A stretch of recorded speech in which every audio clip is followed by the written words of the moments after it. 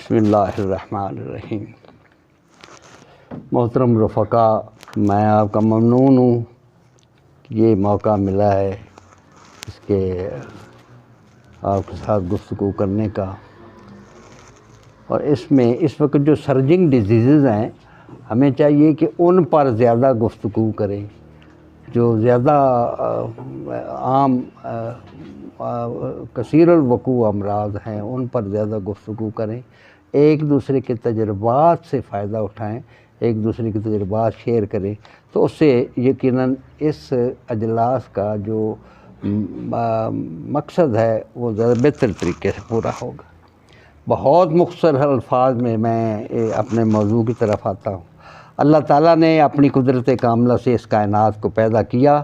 اور اس کے وجود اور قیام کے لیے اصول اور قوانین بھی بنا دیے جو ابدی ہیں، جو اٹل ہیں، کبھی تبدیل نہیں ہو سکتے، اور ہر فطری شے کا انہی قوانین فطرت سے باہمی ضبط و نظم بھی ربط و قیام ازل سے مربوط ہے۔ کائنات میں موجود آفاق و انفاس ہو، موالید ثلاثہ ہوں، جاندار و بے جان موجودات ہوں، انہی قوانین میں منضبط ہیں۔ ان فطری قوانین کا ایک دوسرے کے ساتھ ہرگز کوئی اختلاف نہیں ہے۔ یہ قوانین فطرت قوانین الہیہ ہیں، اور ان کی اطاعت رضائے الہیہ ہے، اور ان کی خلاف ورزی سرکشی ہے، عدوان ہے، جرم ہے، ظلم ہے، کفر ہے اور گناہ ہے۔ انہی قوانین پر عمل کر کے انسان آسائش و آسانیاں حاصل کرتا ہے، سکھ چین پاتا ہے، اور انہی کی خلاف ورزی کر کے دکھ جھیلتا ہے، تکالیف برداشت کرتا ہے اور دوزخ میں جاتا ہے۔ عالم کون و فساد میں ہر وقت تبدیلیاں اور تغیرات وقوع پذیر ہوتی رہتی ہیں، جن سے ہوا اور فضا کا ماحول متاثر ہوتا رہتا ہے۔ اسی ماحول سے ہر طرح کی ارضی مخلوقات بھی متاثر ہوتی ہے، اور اس کو ایکسٹرنل انوائرنمنٹ کہا جاتا ہے۔ دوسرا ماحول انسان کے اندر کا ماحول ہے،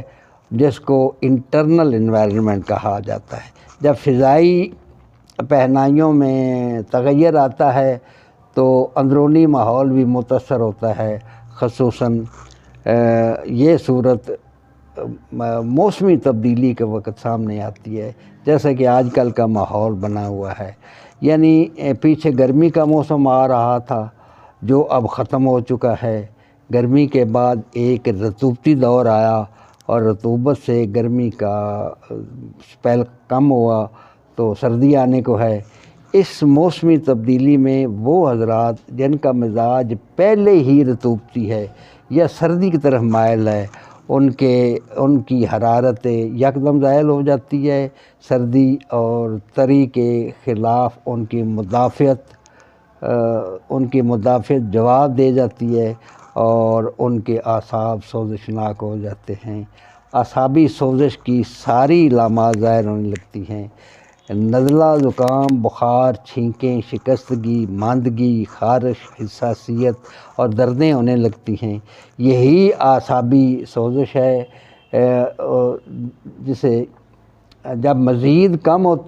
حرارت مزید کم ہوتی ہے تو علامات اور بھی تیز ہو جاتی ہیں۔ حرارت اصلیہ زائل ہوگی اور حرارت غریبیہ بھڑک اٹھتی ہے، بخار بہت تیز ہو جاتا ہے، اور اعصابی تحریک بڑھی تو غدی تحلیل بھی بڑھ گئی۔ کثرت تحلیل سے غدی مادوں کا نقصان ہونا شروع ہو گیا۔ اس سے میں گزارش کروں کہ ہمیشہ حالت تحلیل میں بدن کا نقصان ہوتا ہے، حالت تحریک میں، حالت تسکین میں بدن کا اس طرح ساری علامات سارا کچھ ہوتا ہے، لیکن نقصان بدن کا جو ہوگا وہ حالت تحلیل میں ہوگا۔ یہ بڑے بخار جو ہیں یہ تحلیل کی حالت میں ہی ہوتے ہیں، جیسے اعصابی تحلیل اگر ہو تو ٹی بی ہوتی ہے، اعصابی تحلیل میں ٹی بی ہوتی ہے، اور عضلاتی تحلیل میں ٹائیفائڈ ہوتا ہے، ہوتا تحلیل میں ہے، اور آپ دیکھیں اس میں شکستگی کتنی زیادہ ہوتی ہے۔ اور اسی طرح غدی تحلیل ہے اگر، تو یہی ملیریا اور یہ ڈینگی اور یہ جو آج کل کے بخار ہے، آج کل کا موسم جیسے ہے وہ، یہ دراصل غدی تحلیل کا وہ ہے۔ تو اچھا، اس میں ہی پلیٹ لیٹس جو ہے نا وہ اسی میں کم ہوتے ہیں، وہ بھی ایک تحلیل کا نقصان ہے۔ اچھا، ہڈیاں جیسے ٹوٹنی شروع ہو گئی ہیں، عضلات تسکینی رطوبات کے بوجھ تلے دبے جاتے ہیں، اور اس کا سبب فضا میں موجود کوئی جراثیمی سمیت ہو، کوئی عرضی تغیر ہو، کوئی موسمیاتی تبدیلی ہو، یا ماحولیاتی انقلاب ہو۔ انسانی طباع پر اس کے اثرات حرارت اصلیہ کی کمی ہی سے ہوتے ہیں۔ جتنی کسی مریض میں حرارت اصلیہ کی کمی ہوگی اتنی ہی شدت مرض زیادہ ہوگی۔ علاج بھی اس کا یہی ہے کہ بدن کی حرارت بڑھا کر اس کی مدافعت کو زیادہ کیا جائے تاکہ مریض کو صحت ملے، اور آئندہ کسی مرض کا مقابلہ کرنے کی قوت بھی اسی طرح میسر آتی۔ Antibiotics, anti allergy, antihistamine دواؤں سے مرض کو دبا نہ دیا جائے، اس سے نہ تو مرض سے کلی طور پر چھٹکارا حاصل ہوتا ہے بلکہ جسم کی قوتیں اور بھی کم ہو جاتی ہیں، اور مرض بار بار عود کا رہتا ہے۔ آپ کو معلوم ہے کہ جراثیم کش ادویہ کے استعمال کے بعد اگر بخار اتار دیا جائے تو جسم کی حرارت اصلیہ الٹی کم ہو جاتی ہے اور 95 96 تک چلی جاتی ہے، اور اس کا مطلب یہ ہے کہ بخار نہیں رہا لیکن مرض تو اپنی جگہ موجود ہے نا، کاز آف دی ڈیزیز جو ہے وہ ہے نا، وہ تو اسی جگہ موجود ہے۔ اس کا علاج یہ ہے کہ حرارت اصلیہ کم ہوگی، 96 95 تک باڈی ٹمپریچر چلا گیا، اس کی تمام قوتیں گھٹ جاتی ہیں۔ اس کا علاج یہ ہے کہ مریض کی حرارت اصلیہ کو پورا کیا جائے، قوت مدافعت بڑھایا جائے، جس سے قانون مفرزہ کے حاملین آپ لوگ بخوبی آگاہ ہیں کہ عضلاتی اور غدی ادویہ اغذیہ کا استعمال کیا جائے۔ اس کے لیے صابر ملتانی صاحب کا یہ ایک نسخہ حرف آخر ہے، کسی دوسرے نسخے کی محتاجی نہیں رہتی، اور نسخہ یہ ہے: اکسیر نمبر 4 مرمکی، لونگ، رائی، یہ اس کا صفوف بنا لیں، اور ایک ماشا صبح دوپہر شام رات۔ اس کے ہمراہ عضلاتی جوہر شفا کے 4 قطرے اگر صبح دوپہر شام دیے جائیں تو اس کے ہمراہ تمام عضلاتی غذائیں بھی دی جائیں،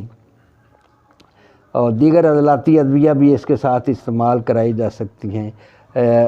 نزلاوی رطوبتیں اگر زیادہ بہ رہی ہوں تو اب شفا والا و تطورہ وہ نسخہ جو ہے وہ ضرور استعمال کرایا جائے، کیونکہ اس سے فوری طور پر وہ کثرت رطوبات جو ہے وہ رک جاتی ہے۔ اس کے علاوہ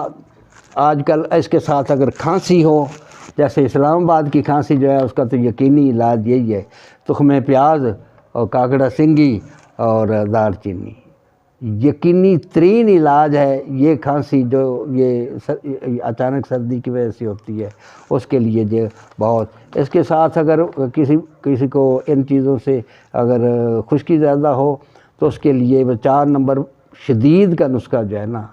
4 نمبر ملین نہیں، 4 نمبر شدید کا نسخہ جو ہے نا وہ دیا جائے، اور وہ یہ ہے: تخم میتھی ہے، رائی ہے، حالیوں ہے، کلونجی ہے، اور اجوائن ہے۔ یہ 5 چیزیں جو ہیں یہ 4 نمبر شدید بنتی ہیں اور جسم میں حرارت اصلیہ پیدا کرنے کے لیے بڑی کمال درجے کی چیز ہے۔ اس میں آپ کو تجربہ ہوگا، اس میں دیکھا ہوگا کہ ایسے مریض جو ہیں ان کی یہ جو ہے نا بیٹس یہ کم ہوتی ہیں یا پھر مسنگ ہوتی ہیں۔ یہ ایسے اس کا مطلب ہے کہ اندرونی ان کی قوت جو ہے اس کی کمی ہوگی ہے۔ تو اس کے لیے تو صابرین کا نسخہ جو ہے نا صابر صاحب کا، اس سے بڑھ کر کوئی نسخہ نہیں ہے کوئی بھی، لیکن چونکہ اس میں سونے کا کچھ پڑتا ہے تو اس وقت نہ مریض اور نہ طبیب افورڈ کر سکتا ہے، لہذا وہ تو چھوڑے نا۔ لیکن یہ چیزیں جو ہیں یہ غدی تحریک پیدا کرنے کے لیے، اور اسے اگر بہت تیز کرنا ہو تو 4 نمبر اکسیر اس میں ملا لیجیے، بڑی یقینی ہے اور بہت یقینی ہے۔ آپ اپنے متن میں انہیں آزمائیے اور دیکھیے۔ اچھا،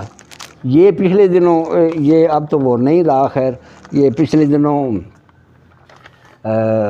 آشوب چشم کا مرض آیا تھا۔ مجھے نہیں پتہ کہ آپ کا تجربہ کیا ہے، میں حکمی طور پر یہ کہتا ہوں کہ میں نے ارک مکو اور ارک سونف اور ایک دفعہ ارک گاؤزبان بھی ملایا، وہ ملا کے 10 منٹ بعد ڈالتے گئے، شام کو بندہ بالکل ٹھیک ہو گیا۔ یعنی ارک گلاب یا پھٹکڑی یا کوئی دوسرا نسخہ نہ کرے، یہ بالکل اسی موسمی تبدیلی کے مطابق اگر آپ اسے کریں گے تو خدا کے فضل سے 1 دن میں بندہ بالکل ٹھیک ہو، اور ٹھیک ہوئے بالکل، جنہیں بھی دیا 1 دن میں بس ٹھیک ہو گئی، کیونکہ یہ سوزش ہے اور یہ ارکیات جو ہیں یہ سوزش کو یقین غدی سوزش ایگزیکٹلی غدی سے۔ اچھا، اس میں آپ نے دیکھا ہوگا کہ یہ ہوتا، اس کی ماہیت جو ہے یہ اس طرح ہے کہ گرمی جو ہے یہ جا رہی ہے اور سردی جو ہے وہ آ رہی ہے۔ اچھا، نہ گرمی پوری طرح ختم ہوئی ہے نہ سردی پوری طرح پیدا ہوئی ہے، تو اس لیے ایک بے یقینی کی جو ہے نا وہ تاریخ غدی تحریک بھی نہیں رہی، اعصابی تحریک بھی نہیں بنی، تو ایک بے نامکمل سی جو ہے نا یہ تاریخ سے ہے، یہ نامکمل تحریکات پیدا ہوتی ہے۔ ایسی صورت میں جو حضرات ناپختہ مزاج جو لوگ جو حضرات ہوتے ہیں نا وہ اس میں یقینی طور پر مریض ہوتے ہیں، تو ہونا چاہیے یہ کہ ان کی تاریخ جو ہے وہ مکمل کر دی جائے تاکہ ان کی یہ علامت جو ہے وہ فوری طور پر کہ اچھا۔ تو اسی طرح یہ 2 موسموں میں ہوتا ہے، ایک موسم جب سردی ختم ہو کر گرمی آ رہی ہو، نہ پوری طرح نہ آئے، کبھی سردی ہو کبھی گرمی ہو، اسی طرح تو گرمی ختم ہو کر سردی آئے، اور رات کو سردی ہو جاتی ہے دن کو گرمی ہو جاتی ہے، تو یہ انسانی طبیعت کی بھی ایک غیر یقینی سی کیفیت جو ہے یہ بنتی ہے، اور جو اگر اس کے ساتھ بندہ کوپ نہ کر سکے تو وہ مرض کا باعث جو ہے یہ بنتی ہے۔